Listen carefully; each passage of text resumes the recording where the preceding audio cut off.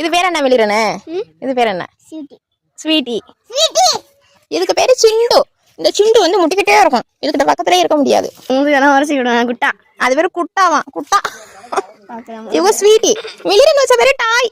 இப்ப ஸ்வீட்டி என்று பெயர் மாற்றம் செய்யப்பட்டுள்ளது. ஏமா இவங்க வந்து நம்ம ஸ்வீட்டியோட ஸ்வீட்டான அம்மா. இவங்க பேரு அமுலு குட்டி. அமுலு. அவங்க வெள்ளச்சி வந்து தீவிரமா செம்பருத்தி பூ இலைய உட்காந்து தின்னுக்கிட்டு இருக்காங்க. செம்பருத்தி இலைய இதுக்கு எவ்வளவு இலை காலையில இருந்து தின்னுட்டு ஓடி தின்னுக்கிட்டே இருக்கு.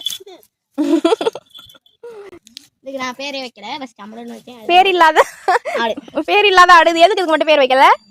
இது நான் அமுலுன்னு வச்சேன். ஊருக்கு போயிட்டு வந்தேனே இது பையனே அமுலுன்னு கூப்பிட்டா பார்க்கவே மாட்டேங்குது. அதனால மாத்திட்டேன் பேரு. அமுலுன்னு வச்சதுக்கு திரும்பி பார்க்கலையா? அதனால இவங்க பேரை அவங்களுக்கு தூக்கி வச்சுட்டாங்களாம். இவங்க பேர் என்ன? தாரா. தீனி மூட்டை தின்னுக்கிட்டே இருக்கும். இப்ப பாத்தீங்கன்னா ஓட்டப்பந்தயத்துல ஃபர்ஸ்ட் இவங்க தானே. இந்த கவரை கட்டா பாருங்க பக்கத்துல வருவாப்ல. நீங்க வந்து தேன் விட்டா ஏதாச்சும் வாங்கிட்டு வந்து முறுக்கெல்லாம் கொடுங்க தின்னு பிடிச்சிருவாப்ல. மிளிரன் மாதிரி நொறுக்கு தீனி மூட்டை.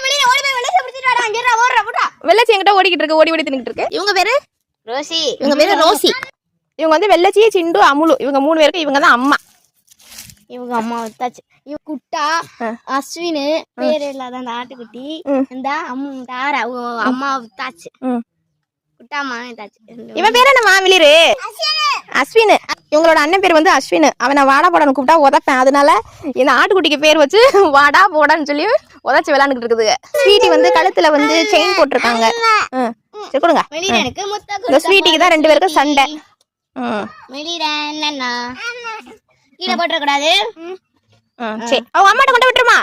அவங்க அம்மாட்ட கொண்ட பால் குடிக்க விடு. மிளிரு ஸ்வீட்டியோட அம்மாட்ட கொண்டு விட்டுருங்க.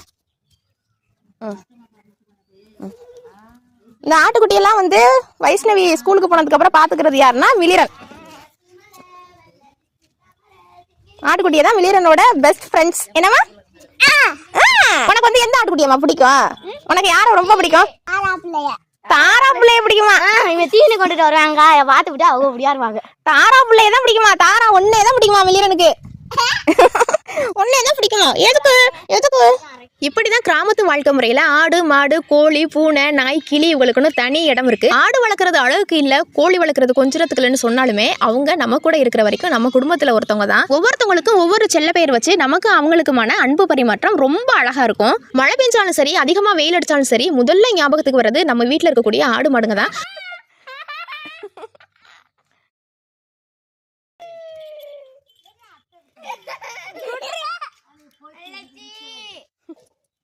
இந்தங்கிட்ட ஒருத்தன் வரான்டா.